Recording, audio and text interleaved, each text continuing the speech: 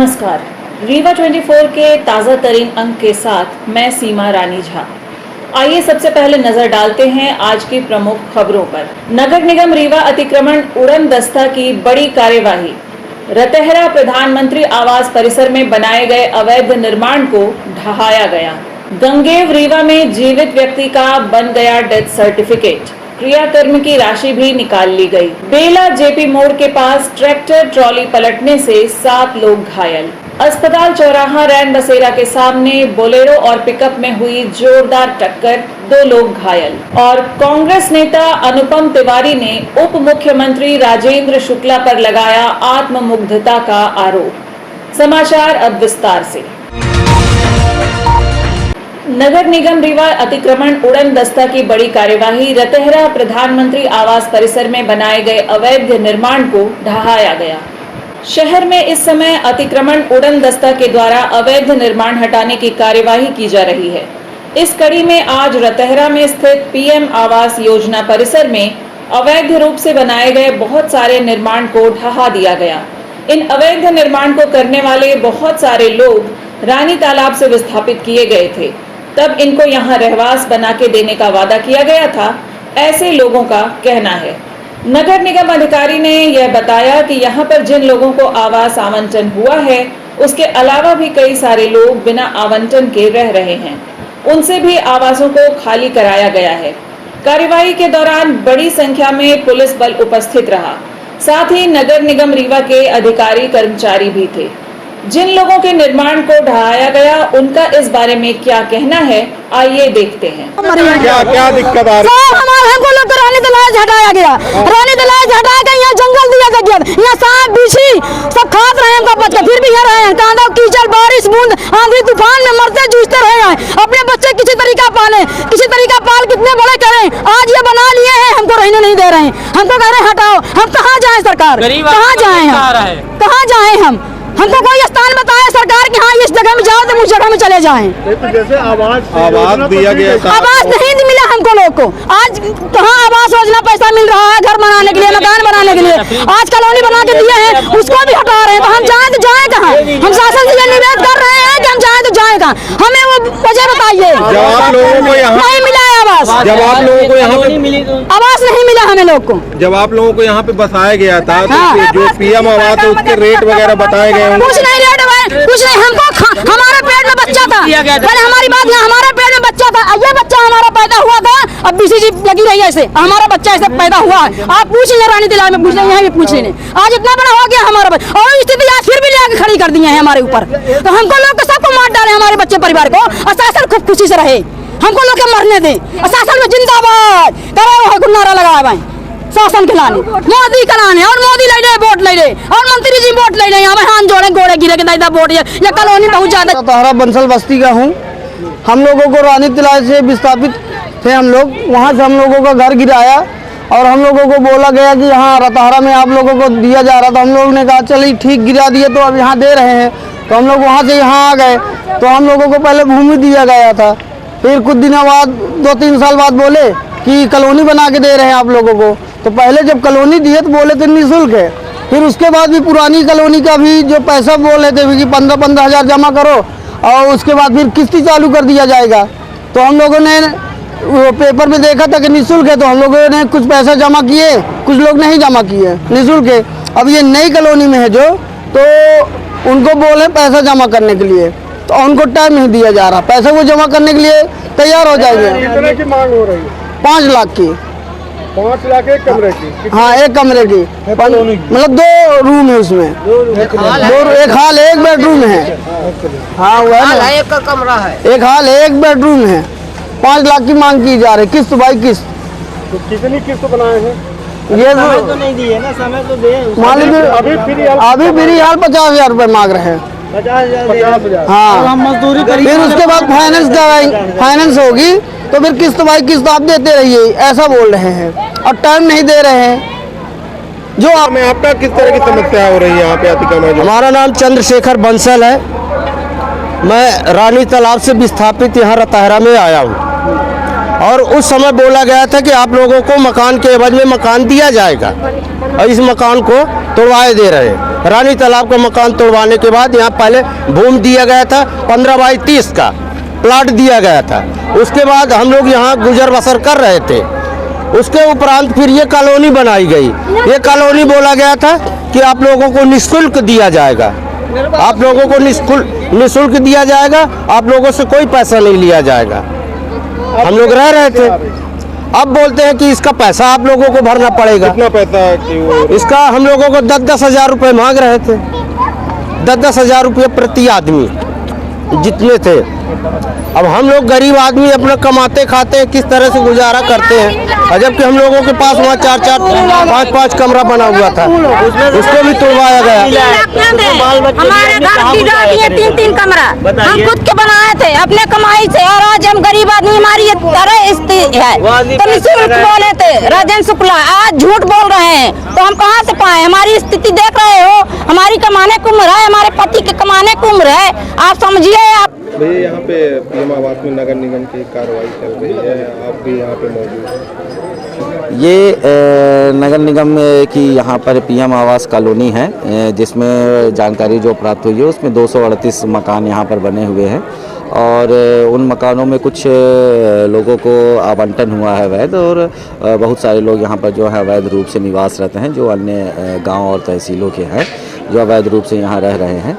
उसी को लेकर के नगर निगम पिछले 10-15 दिनों से यहाँ आ रहा है, और कागज़ की जांच पड़ताल करने के बाद इन लोगों को समझाइश दी गई जो अवैध रूप रह रहे हैं कि वो लोग खाली कर दें।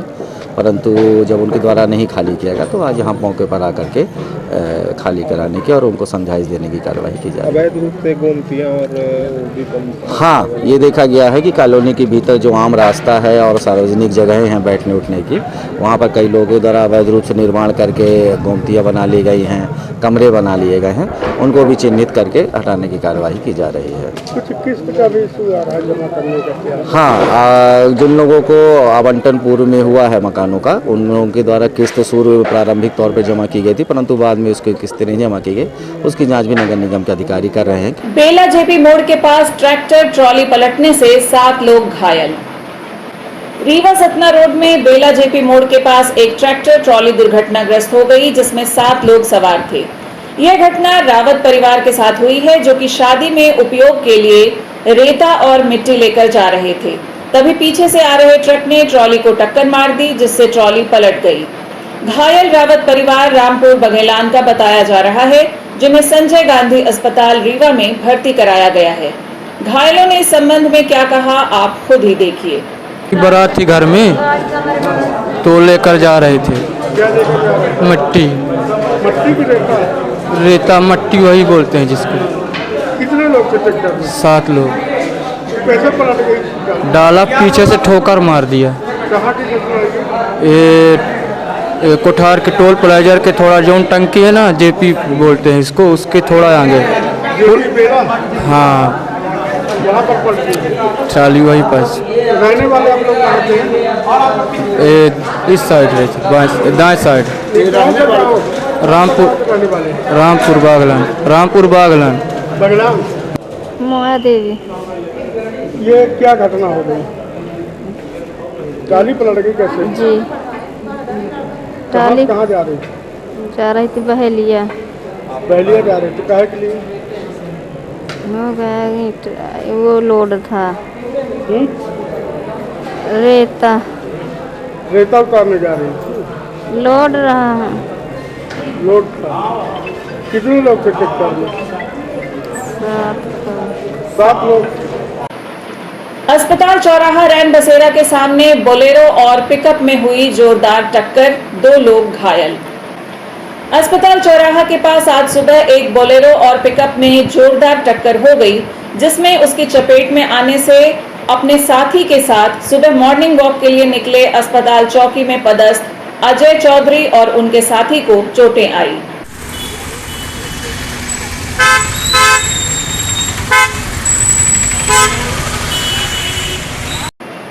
गंगेव रीवा में जीवित व्यक्ति का बन गया डेथ सर्टिफिकेट, क्रियाकर्म की राशि भी निकाली गई। 2 साल पहले आई एक फिल्म कागज के जैसा ही एक मामला आज रीवा कलेक्ट्रेट में जन सुनवाई के दौरान देखने को मिला। यहां 6 वर्ष पूर्व कागजों में मृत हो चुका व्यक्ति जीवित हालत में आवेदन लेकर कलेक्ट्रेट पहुंच गया। बताया गया कि ये वही व्यक्ति था जिसे 1 अगस्त 2018 को मृतक बताकर उसका मृत्यु प्रमाण पत्र 14 अगस्त को जारी कर दिया गया।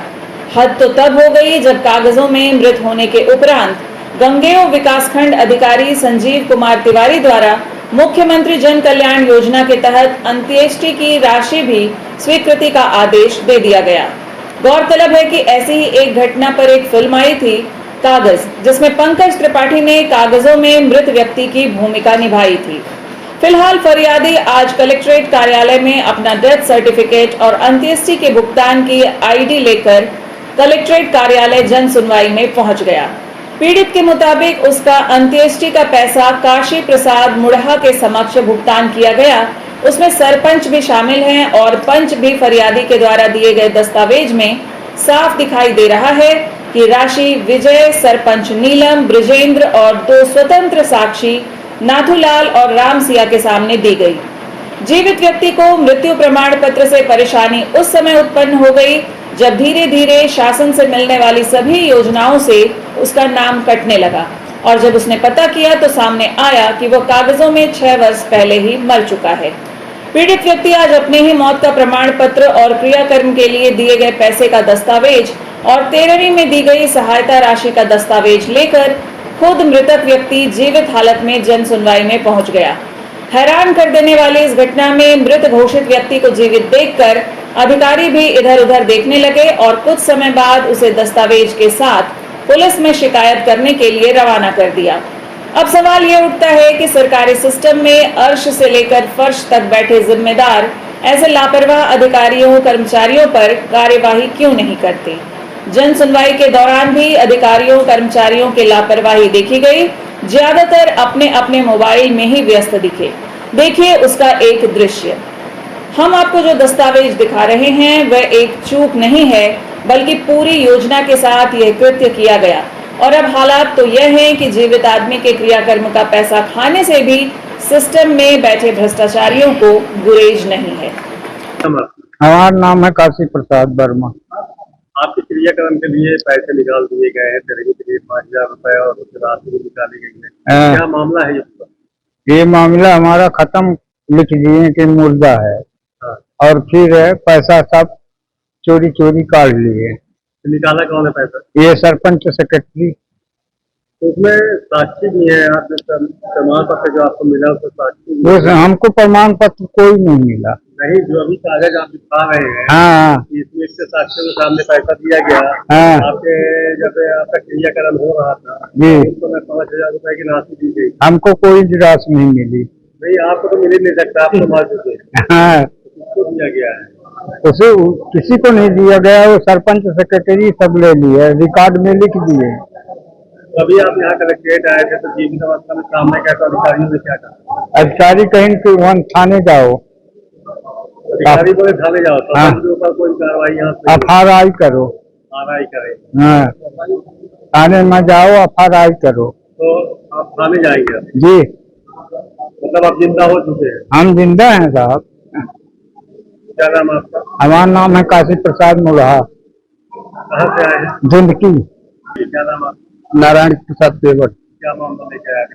मामला ये जीवित व्यक्ति को मृतक बनाकर पैसा निकाल लिया गया है। ये कहाँ से निकाला गया? कैसे? जनपद गंगेय से। तो मामला क्या था अभी जो आप बता रहे हैं? पूरा मामला कैसे समाप्त जा रहे हैं? क्या देख के बता दे। हाँ। ये श्रमिक की आईडी है काशी प्रसाद मुड़हा। जन्म तिथि भी इनकी है 1/1/1963। निवास पता है जनपद पंचायत गंगेय रीवा। मृत्यु स्थान धुंधकी। मृत्यु का विवरण सामान्य। मृत्यु प्रमाण पत्र दिनांक 14 अगस्त 2018। मृत्यु प्रमाण पत्र 2018-23। मृत्यु दिनांक 1 अगस्त 2018। फिर श्रमिक के परिवार की अंत्योदय सहायता योजना नगद राशि देने का दिनांक 9 फरवरी 2019। 5000 रुपए ये है दिखा रहा है। जी। नगद दी गई राशि प्रतिपूर्ति पंचायत जोन कार्यालय बैंक शाखा का FCI कोड भी है सामने दिख रहा है। नगद दी गई राशि पंचायत जोन कार्यालय का बैंक खाता क्रमांक जिसमें ये दर्ज हुआ है। अंत्योदय सहायता योजना आवेदन पंजीयन करता दिनांक 9 फरवरी 2019। जिन व्यक्तियों के समक्ष अंत्योदय सहायता की राशि दी गई है उनके नाम एवं मोबाइल नंबर। विजय नीलम सरपंच हैं। विजय पता नहीं कौन है, सेक्रेटरी के लड़के हैं, बता रहे हैं मृतक जो है नीलम मिश्रा सरपंच साहब हैं और विजेंद्र पंच हैं और 2 अन्य साक्षी हैं नाथूलाल रामसिया। और ये फिर सहायता योजना की राशि ग्राम पंचायत सचिव जोनल अधिकारी द्वारा साक्षियों के समक्ष श्रमिक के परिवार में अंत्योदय के समय उनकी तत्काल पश्चात बिना किसी आवेदन की नकद दी जाती है। स्वीकृतकर्ता जनपद गंगेव, प्राधिकृत अधिकारी का नाम संजीव कुमार तिवारी, मुख्य कार्यपालन अधिकारी। हाँ, इतने लोगों के सामने ये जारी हुआ है। उस समय क्या ये बैठे थे? उस समय इनको पता नहीं चला, अपनी केवाईसी करवाने गए खेत जमीन की, तो इनको पता चला कि हम मृतक है। हाँ, तो तिरही कर दिए हैं, 5000 तिरही का निकला भी है जी। खबरों का सिलसिला जारी रहेगा एक छोटे से अंतराल के बाद। विंध्य क्षेत्र का number 1 RO showroom sign marketing, जहां पर आप पाएंगे सभी कंपनियों के आरओ जैसे कि केंट, एक्वागार्ड, प्योरिड, लिफ प्योर, हेवेल्स और सभी प्रकार के आरओ 0% ब्याज में उपलब्ध। बजाज फाइनेंस की सुविधा के साथ हर कंपनी के आरओ में सर्विस बिल्कुल फ्री है। मात्र 6,999 से आरओ शुरू है। कोई भी आरओ किसी भी कंपनी का आरओ लेने पर आपको एक डिनर सेट बिल्कुल फ्री मिलेगा। बस आपको पता याद रखें, sign marketing, hospital road, Gandhi complex, Rewa. Mobile number 9407817224। सड़क पुल चोरी हुआ, ग्राम पंचायत गाड़ा 138 जवा से। यह सुनकर आप भी सोच रहे होंगे कि ऐसा कैसे हो गया। दरअसल यह मामला है यहां से 80 किलोमीटर दूर जवा तहसील में स्थित ग्राम पंचायत गाड़ा 138 का, जहां युवक धनेश सोनकर और उनके साथी अपनी फरियाद लेकर रीवा कलेक्ट्रेट में जन सुनवाई के लिए पहुंचे। इस दौरान उन्होंने जिम्मेदार अधिकारियों का नाम लेते हुए उन पर भ्रष्टाचार करने और कागजों पर बने सड़क और पुल के नाम पर राशि गबन करने का आरोप लगाया।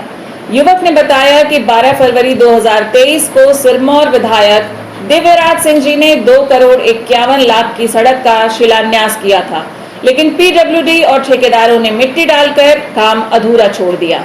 ग्रामीणों ने प्रशासन से गुहार लगाई है कि अनुसूचित जाति की बस्ती होने के कारण कोई सुनवाई नहीं होती।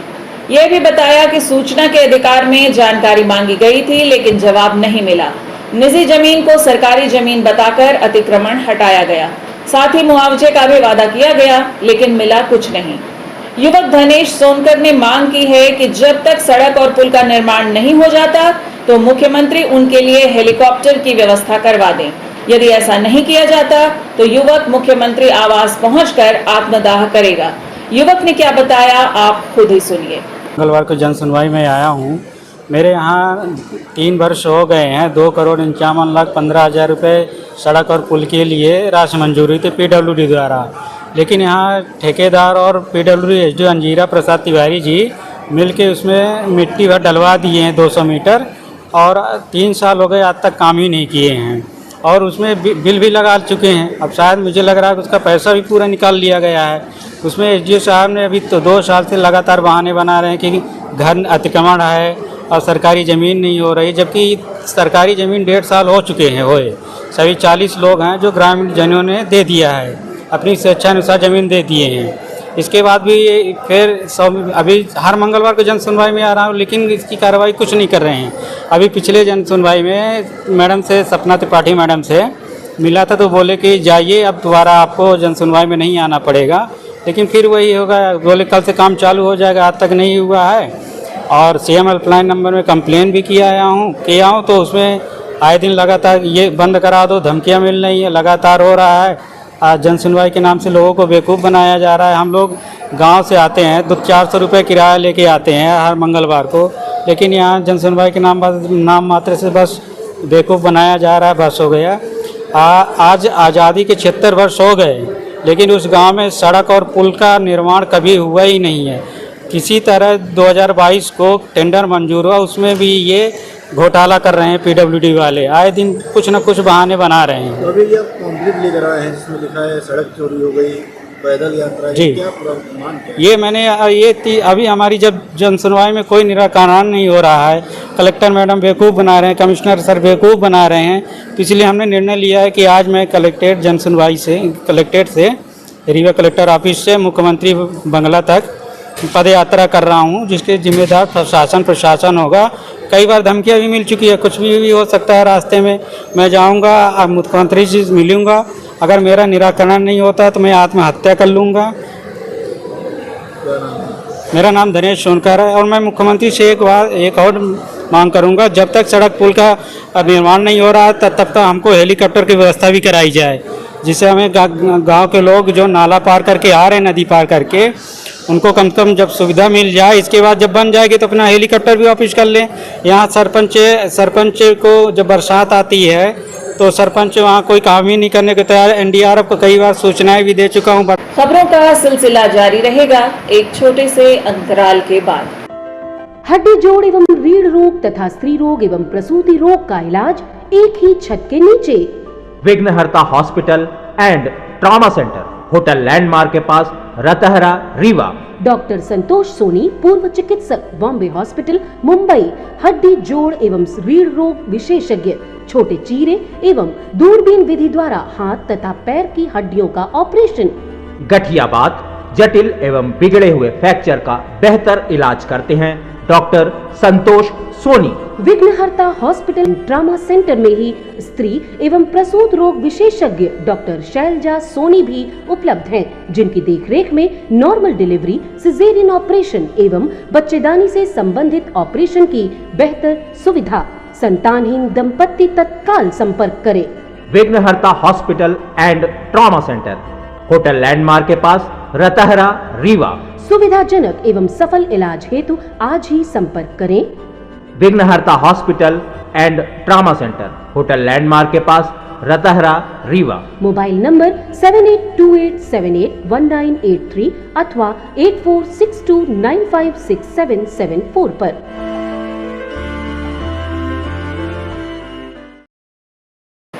कांग्रेस नेता अनुपम तिवारी ने उप मुख्यमंत्री राजेंद्र शुक्ला पर लगाया आत्ममुग्धता का आरोप। कांग्रेस नेता अनुपम तिवारी ने आज पत्रकार वार्ता आयोजित कर स्थानीय विधायक राजेंद्र शुक्ला, जो कि उप मुख्यमंत्री मध्य प्रदेश शासन, साथ ही प्रदेश के स्वास्थ्य मंत्री भी हैं, उनका एक वीडियो वायरल हो रहा है, जिस पर अपने किए गए काम के लिए वो कह रहे हैं कि उन्हें तो कंधे पर उठाकर घूमना चाहिए। उनके दिए गए इस कथन के लिए कांग्रेस नेता अनुपम तिवारी ने पत्रकार वार्ता आयोजित कर आपत्ति जताते हुए राजेंद्र शुक्ला पर अपनी प्रशंसा स्वयं करने का और आत्ममुग्धता का आरोप लगाया। कांग्रेस नेता अनुपम तिवारी ने क्या कहा, आइए देखते हैं। चीजें उनके पास इतनी है कि वो मानसिक रूप से अपना संतुलन खो बैठे हैं। तो मैं सबसे पहले तो यही कहना चाहूंगा कि आत्ममुग्धता और आत्म प्रशंसा जो है वो कर रहे हैं अपनी, और उसी में आत्ममुग्धता में वो इतने लीन हो गए हैं कि वो इस तरह की बात कर रहे हैं। एक तो किसी जनप्रतिनिधि को सार्वजनिक रूप से कभी ऐसा कहना ही नहीं चाहिए। क्या कहा उन्होंने जो ये कहा है कि मैंने इतना काम किया है कि मुझे कंधे में उठा के घुमाना चाहिए, तो ये किसी को आत्म प्रशंसा और आत्ममुग्धता का कोई अधिकार नहीं है इस तरह से करना। और ये एक जनप्रतिनिधि को तो बिल्कुल शोभा नहीं देता है कि वो इस प्रकार की बात करे। अरे हमें तो कंधे में बैठा के घूमना चाहिए लोगों को। नोजिया घाटी में इधर से उधर परेशान होकर और हमने कहा कि अब चिंता मत करिए, अब एक सुरंग और हम बनाने वाले हैं गोभी करके छुइया घाटी में, तो सीधे ले जाके भगवान में पत्थर को तबीयत से उछालना पड़ता है। हमारे रीवा को लोग कहते थे कि बहुत पिछड़ा इलाका है। आत्ममुग्धता स्वयं की करना महाफिजूल, सुगंध स्वयं प्रमाण है। कहाँ बताते फूल पुष्प, ये कभी बताते हैं कि मेरी इतनी सुगंध है? और ये अपना जो बता रहे हैं ये तो सिर्फ इनका घमंड है, अहंकार है, इनका मानसिक संतुलन बिगड़ चुका है। ये यहाँ के स्वास्थ्य मंत्री हैं मैं माननीय मोहन यादव जी से कहना चाहूंगा कि आपके स्वास्थ्य मंत्री का स्वास्थ्य, मानसिक स्वास्थ्य ठीक नहीं है, इनका किसी से इलाज कराया जाए अच्छे डॉक्टर से, क्योंकि जिस तरह की हरकतें कर रहे हैं, जिस प्रकार के ये कार्य और आचरण, मैंने पहले भी आप लोगों से कहा है कि जो ये कर रहे हैं, कभी गरीबों को अपने घर से जलील करके भगा देते हैं, शरण में आए हुए लोगों को, आउटसोर्स कर्मचारियों को, कभी कुछ करते हैं, कभी इस तरह के आपने आज बता दिया कि ये कर रहे हैं। तो और इसके अलावा जैसे उन्होंने रेलवे की बात की कि रेलवे का विकास है और इतना विकास इतना जल्दी करके, ये देखिए, एक मैं बता दूं आपको, बीजेपी माने बहुत झूठी पार्टी, ये किसी के कामों का श्रेय लेने में एक सेकंड नहीं लगाते। देखिए, मैं आज आपको बता दूं कि रेलवे जैसी परियोजनाएं और भी जो बड़ी परियोजनाएं होती हैं, ये 1-2 पंचवर्षीय में पूरी नहीं होती है, इनका कई पंचवर्षीय कार्यकाल रहता है। और आप लोगों को यदि याद ना हो तो आप गूगल कर लीजिएगा, और नहीं तो निकलवा लीजिएगा। उसमें क्या है, रीवा में जो रेल लाने का, रेलवे स्टेशन का, ये श्रेय पूरी तरह से कांग्रेस की सरकार को है। मैं उस जमाने में कांग्रेस कार्यकर्ता के रूप में उस कार्यक्रम में सम्मिलित था, मैं उसका गवाह हूं। मुझे सौभाग्य प्राप्त हुआ था कि रीवा में रेल आते हुए मैं देखूं, आपके जैसे मैं युवा था। और उसमें अमर शहीद पूर्व केंद्रीय मंत्री विद्याचरण शुक्ल जी और उस जमाने के रेल मंत्री सीके जाफर शरीफ साहब आए थे और उद्घाटन किया था। और उसके बाद भी कांग्रेस की सरकारों में रीवा और सिंगरौली रेलवे लाइन के लिए कई बार बजट अलॉट हुआ है। अब रेल कहीं जाती है तो एक दिन में नहीं जाती है, उसके लिए रास्ता बनाया जाता है, फिर उसमें जमीनों का अधिग्रहण होता है, फिर कभी किसान आंदोलन करते हैं, तो कभी कोर्ट में जाते हैं, कभी कुछ होता है, और उसमें एक लंबी प्रक्रिया है और लंबा समय लगता है। और ये जो ट्रेन जा रही है Rewa railway Singrauli railway line, ये सब कांग्रेस की देन है। ये तो अब दिखा के इन्होंने 5 साल में कर दिया। ये पुरानी प्रक्रिया जो चली आ रही है, उस प्रक्रिया को इन्होंने आगे बढ़ाया है। और कांग्रेस पार्टी की भी सरकारों के अलावा यदि किसी सरकारों ने कोई ऐसी लंबी परियोजनाएं कभी देश में की हैं, तो उन परियोजनाओं को कांग्रेस ने भी आगे बढ़ाया है और कभी श्रेय ये नहीं लिया। ये देश की परियोजनाएं हैं, ये आम जनता की परियोजनाएं हैं। ये कोई अपने जेब से इन्होंने नहीं कर दिया जो इसका श्रेय कि हमने बना दिया, हमने बना दिया।